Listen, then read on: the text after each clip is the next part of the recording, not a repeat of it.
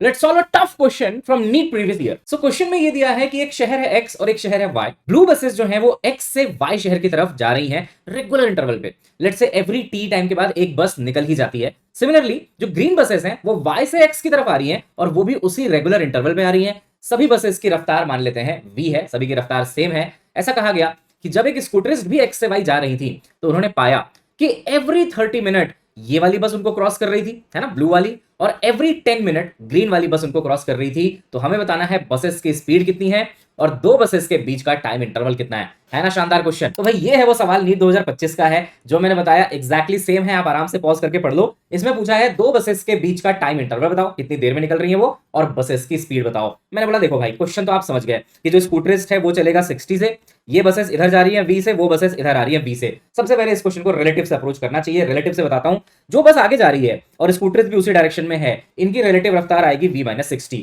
This is how you calculate relative, है ना, a का वेलोसिटी माइनस b का वेलोसिटी, तो इसका आ गया v माइनस 60। लेकिन जो बसेस ऑपोजिट डायरेक्शन में है उनकी रफ्तार स्कूटर्स के साथ आएगी v प्लस 60। जब दो कार्स ऑपोजिट डायरेक्शन में आती हैं तो रिलेटिव उनका जुड़ जाता है। बहुत बढ़िया, तो हमने रिलेटिव निकाल लिया। क्वेश्चन में ये भी गिवन है कि जब इन दो बसेस के बीच को वो क्रॉस कर रहा है, मान लो ओवरटेक कर रहा है स्कूटर्स या कर रही है वॉटेवर, तो 30 मिनट का समय लग रहा है।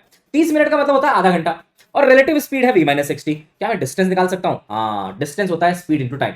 तो अगर इनके बीच का मैं डिस्टेंस निकालना चाहूं तो मैं लिखूंगा speed v minus 60, relative speed, time है आधा घंटा। और अगर डिस्टेंस इनका निकालना चाहूं तो इनका रिलेटिव स्पीड है v प्लस 60 और टाइम लगा है क्रॉस करने में मात्र 10 मिनट। जब स्कूटर इसको क्रॉस करता है 10 मिनट में कर जाता है, तो 10 मिनट यानी कि 1/6 आवर। सब कुछ मैंने किलोमीटर पर आवर में रखा है क्योंकि आंसर भी वैसे पूछ रहे हैं आपसे, है ना।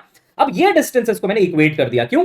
क्योंकि दो बसेस का डिस्टेंस सेम है, चाहे वो ब्लू बसेस हो चाहे ग्रीन बसेस हो, सेम इंटरवल में निकली है ना। परफेक्ट। इसको सॉल्व करते ही v मिल जाता है 120 किलोमीटर पर आवर, जो कि बसेस की स्पीड का आंसर आ गया।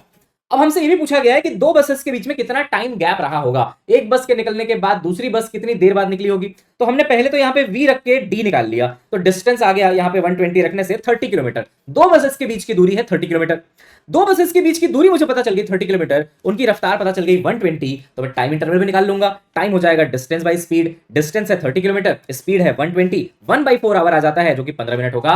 एक शानदार क्वेश्चन नीट 2025 का सॉल्व हो गया और इसका आंसर है 120 kilometre per hour and 15 minute का इंटरवल। एक बार दोबारा से इस क्वेश्चन को जरूर ट्राई करिएगा, चैनल को सब्सक्राइब कर दीजिएगा।